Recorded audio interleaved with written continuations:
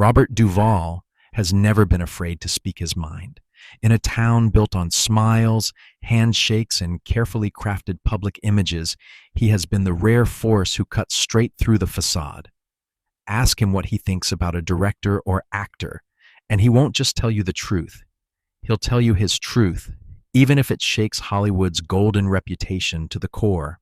Over the decades, this attitude ignited feuds with some of the most legendary figures in film history. Battles of ego, philosophy, and sometimes outright hostility. These weren't petty disputes. These were deep personal divides that reveal who Duvall really is and who he refuses to be. And the first name on that list shocked everyone. 1. Marlon Brando. When you picture The Godfather, you imagine Brando's iconic voice, the slow blinking, the legendary presence. But to Duvall, Don Vito Corleone wasn't a symbol of brilliance. He was a symbol of everything wrong with ego in Hollywood. He famously called Brando an actor's enemy, a label harsh enough to silence any room. What he witnessed during filming left a mark he never buried. Duvall claimed Brando would purposely sabotage scenes if they shifted attention away from him, humiliating younger actors and wrecking the flow of production. And then came the infamous cue cards. Brando, Duvall alleged, refused to memorize his lines. He insisted that his co-stars tape their dialogue to their chests, the walls, even furniture, anything to avoid preparation. Duvall didn't see a genius at work. He saw laziness wrapped in superstition. He later admitted he tried the technique once and instantly hated it. To him, the craft demanded respect. Brando's methods? They were disrespect in action. Even decades after Brando passed, Duvall still stuck to his stance. That cold persistence told Hollywood one thing: those wounds were real. But if Brando represented chaos, the next name represented suffocating perfection. 2. Stanley Kubrick. Stanley Kubrick is worshipped as one of cinema's greatest minds. But when his name came up around Duvall, the room got quiet. Duvall openly dismissed two of Kubrick's masterpieces, The Shining and A Clockwork Orange, claiming the performances were terrible. When pressed to explain that shocking statement, he fired back with a deadly critique. Kubrick's relentless demand for dozens or even hundreds of takes didn't create greatness. It destroyed it.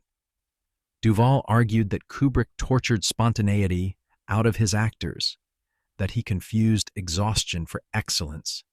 His belief was simple: a director should guide, not break the people in front of the camera. Hollywood gasped when Duvall said, "To me, the great Stanley Kubrick was an actor's enemy." There was no personal feud, just a fundamental rejection of Kubrick's cinematic religion. And once again, Duvall refused to bow. But the next director pushed things even further, and Duvall walked away before it started. 3. David Fincher. David Fincher is known for gritty genius and precision, but that perfectionism comes at a price, a steep one for actors. Stories of 50, 60, even 70 takes for a single line have become part of his mythology. Most actors accept it as the cost of greatness, but not Duvall. When he was offered a role in C7, he didn't even hesitate. He turned it down, allegedly because he couldn't stomach the idea of reciting the same moment until all life drained from it. While others praised Fincher for his flawless frames, Duvall compared his method to punishment. To him, performance should come alive naturally, not be hammered into shape like machinery. Maybe that's why he never reconsidered working with Fincher again.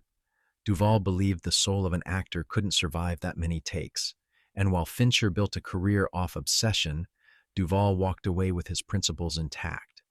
But there was one director Duvall actually fought with on set, and neither forgot it. 4. Henry Hathaway. On the set of True Grit, the clash was immediate. Hathaway represented everything Duvall despised in old Hollywood directing: command first, creativity, never. Hathaway's voice thundered through the Western landscape, barking orders as if he were leading a battalion. The moment that broke Duvall's patience became infamous. Hathaway shouted, "When I say action, eat, tense up. God damn you." To Duvall, that wasn't direction, it was humiliation. He described the experience bitterly years later. When Hathaway's name came up, he shut it down fast. "We won't talk about him," he said. And he meant it. The tension forced a permanent wedge, a reminder that respect matters far more to Duvall than status. And Hathaway learned the hard way. Robert Duvall didn't bend. But being pushed isn't the only thing he hates. Being boxed in can be just as bad. 5. Bruce Beresford, Tender Mercies, gave Duvall one of the greatest moments of his life, the Academy Award for Best Actor.